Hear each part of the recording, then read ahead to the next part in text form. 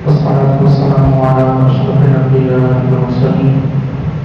أما بعد فأعوذ بالله من الشيطان الرجيم. بسم الله الرحمن الرحيم. ماہ رمضان مبارک یقیناً رعایت کی برکتوں والا اور ایسا عظیم و شان مہینہ ہے کہ جو اپنے اجر و ثواب کے اعتبار سے دیگر تمام کے تمام مہینوں پر فضیلت اور فوقیت رکھتا ہے. یہ بھی وجہ ہے کہ نبی کریم صلی اللہ علیہ وسلم نے ارشاد فرمایا کہ ماہ رمضان مبارک میں ایک نفل ادا کرنے کا ثواب اللہ تعالیٰ ایک فرض کے برابر عطا فرماتا ہے، اور جو کوئی شخص ایک فرض ادا کرے تو اللہ تعالیٰ اسے 70 فرائض کا اجر و ثواب عطا فرماتا ہے. تو گویا کہ اس ماہ مبارکہ میں فرائض کی کثرت اگر کی جائے اور پابندی کے ساتھ نماز جو فرض نماز ہے وہ ادا کی جائے تو یہ ایک فرض کے بدلے میں اللہ تبارک و تعالیٰ 70 فرائض کا ثواب عطا فرمائے گا. اور یوں ہی نمازوں کی کثرت کی ہمیں اجر و ثواب زیادہ سے زیادہ اللہ تعالیٰ کی بارگاہ سے حاصل کروا سکتی ہیں، لیکن اس کے لیے یاد رکھیں کہ اگر ہمارے ذمے قضا نمازیں باقی ہیں تو نوافل سے بہتر یہ ہے کہ قضا نمازوں کی ادائیگی کا اہتمام کیا جائے. کہ قضا نماز بہرحال فرض کا درجہ رکھتی ہے، اور اگر ایک قضا نماز ماہ رمضان میں ادا کی جائے تو ایک قضا نماز جو فرض ہے اس کے بدلے میں اللہ تعالیٰ 70 نمازوں کا ثواب عطا فرمائے گا. تو یقیناً ثواب کے زیادہ وصول کا بھی ذریعہ ہے، اور اپنے ذمے جو قضا نمازیں باقی ہیں انہیں بھی ادا کرنے کا نہایت ہی بہترین طریقہ اور بہترین ذریعہ ہے. یوں ہی ماہ رمضان مبارک میں قرآن پاک کی تلاوت کا معمول بھی ہونا چاہیے. نبی کریم علیہ السلام نے ارشاد فرمایا کہ اقرأوا القرآن، جو قرآن کی تلاوت کرو، فإنه يأتي يوم القیامة شفیعا لصاحبہ،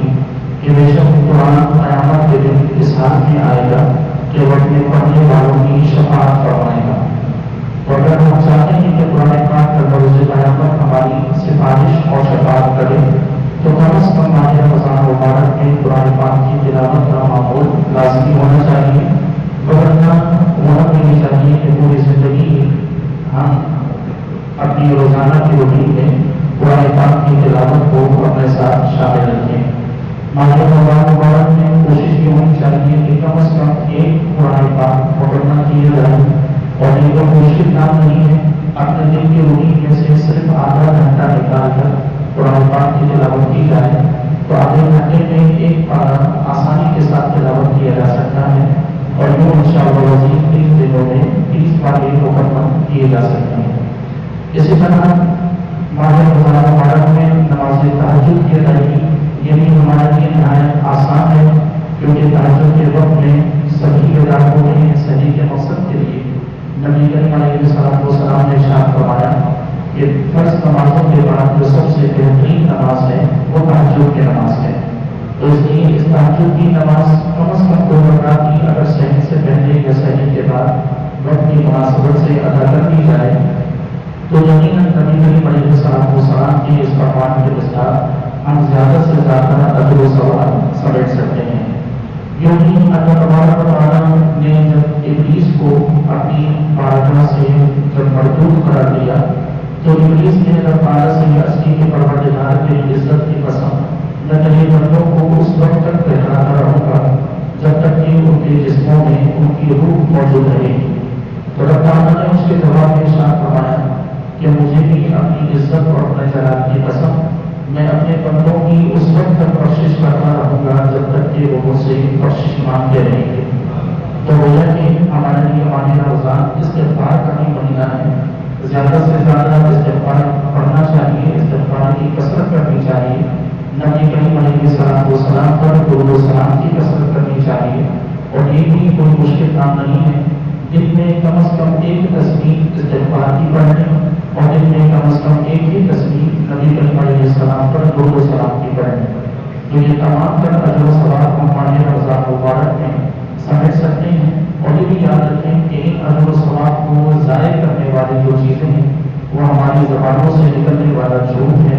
ہماری زبانوں سے نکلنے والی غیبت، हमारी ज़बानों से निकलने वाली गालियाँ गलौज और इस पर मुस्तकिल बातें, ये तमाम वो चीज़ें हैं कि जो हमें इन इबादत के सवाब से भी महरूम करती हैं और इसके अलावा रोज़े के सवाब से भी हमें महरूम कर देती हैं। तो जहाँ इबादत का एहतमाम करें वहाँ हुज़ूर नबी फरमान की याद रखें कि रमज़ान में जिस तरह नेकियों का सवाब बढ़ जाता है, उसी तरह एक गुनाह का सवाब, एक गुनाह का जो बदला है वो भी बहुत ज़्यादा बढ़ जाता है। ये एक नफिल के बदले में, एक फर्ज के बदले में अगर 70 फराइज का सवाब है, तो एक बुराई करने के बदले में 70 बुराइयों का गुनाह लिख दिया जाता है। तो हमें जिस तरह इबादत का एहतमाम करना है, बिल्कुल उसी तरह अपने आप को गुनाहों से भी बचा के रखना है। अल्लाह तबारक व तआला से दुआ है कि अल्लाह ताला हम सबको